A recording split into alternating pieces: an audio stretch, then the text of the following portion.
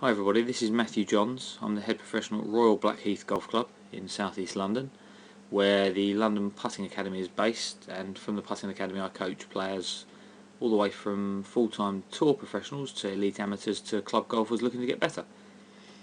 So just a really quick video today to answer something that I get asked quite a lot during putting sessions or when I'm having conversations with people about putting. We're looking today at a couple of videos here of Danny Willett, and I'm not going to talk about anything overly technical about what he does. I'm not going to analyse or break his stroke down too much. What I'd like to talk about is how you can practice, I guess, as effectively as possible and get the most out of your practice time. The reason I'm not going to talk about anything too technical is that there's definitely scope for some personal interpretation within golf and definitely within putting. You've only got to look at the top 10, 20, 100 players in the world to see they don't all do it in the same manner, so it's not reasonable to expect you all have to stand how Danny's standing in these two videos here. But I think what you can learn from this is there's definitely some things he does in his practice and in his practice time that you can take into yours to help you putt better on the course. So one of the big things people always say to me when they practice their putting is, oh, I go onto the green and I take 2 or 3 balls and I drop them down and I might hole out around the clock face, or I might putt to some different flags to work on pace control, or I might putt to a tee peg. And those things are all great.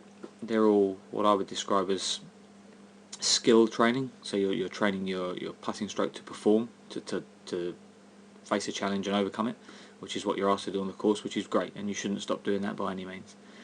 What I'm going to suggest today is that alongside that, it's great to have some technical practice. So we're looking really at the idea of understanding your technique in the same way you would maybe your long game, where you go to a driving range and you pop some clubs down for your alignment, your stance, your ball position, you work on your fundamentals. I think there's definitely scope for that within putting.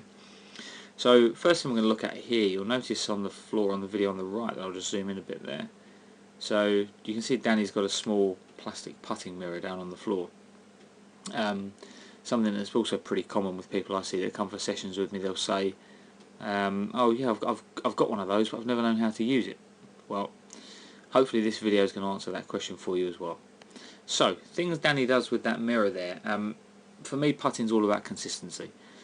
As long as you do the same thing every time, to a point it doesn't matter what that thing is. Now, yeah, I certainly have some preferences for things I'd like to see within putting strokes and things I like to work towards, but as I said earlier, the best players in the world all do it in a different manner, so anything's possible and anything can work very well provided you can repeat it and do it in the same way every time, so consistency. As I say, Danny uses that mirror, I think, very well. So what you'll see here, I'm just going to draw a couple of little lines here. You'll notice that he points both his feet at the ends of the mirror, just on the on the right hand side there. Now what that gives him is it ensures the ball will be positioned in the same position or the same place within his stance every time, just left of centre. Again, consistency. As long as he uses that mirror in the same way every time, middle of the feet, opposite the ends of the mirror, sits the ball in the same place, that can't change. So he's going to address every single putt with the ball in the same position within his stance. For me, that has to be good news. What you'll then also notice he can start to do is using his head position. As long as he then positions his nose and his eyes in a very similar place every time, he's now going to have the similar sort of spine bend and spine angles and tilt to his body. So you can see I've drawn a nice straight line down there sort of from his left eye, which is positioned just over the back edge of the golf ball. Again, quite a nice place to start from. I think that can encourage certain things technically within the stroke that are quite good. And as I say, as long as he doesn't sort of address it like that one day and then maybe with his his spine leaning this way one the next day or this way the next, he's going to get some nice consistency then into things like how he hits up or down on his putts and improve things like impact location, how well the ball rolls, etc, etc. Now obviously putting mirrors as well have lots of lines on them, so he's going to be able to monitor his putter face alignment to ensure that it's square, to build a sense of what square feels like relative to that start point. Coming over to the video on the left hand side, so again you can start to see things like his eye position here. He can now make sure that they're positioned the same amount inside the ball every time, so for Danny they're just over the heel of the putter, and that's going to help him to ensure that his posture remains the same. As long as he then starts with his feet the same distance away from the mirror, it's going to do things like, assuming he uses the same putter, he doesn't grip up or down, and he doesn't go on a growth spurt, it's going to make him tilt his body over the same amount every time. So it's going to improve consistency in his posture, which in turn will start to improve consistency in his balance. So without speaking about anything hugely technical, or without speaking about exactly what he's doing or how he's doing it, we've just looked there very quickly at how you can use something simple like a putting mirror to just take control of your putting. And I'd encourage any of you that want to play your best golf, grab one of these.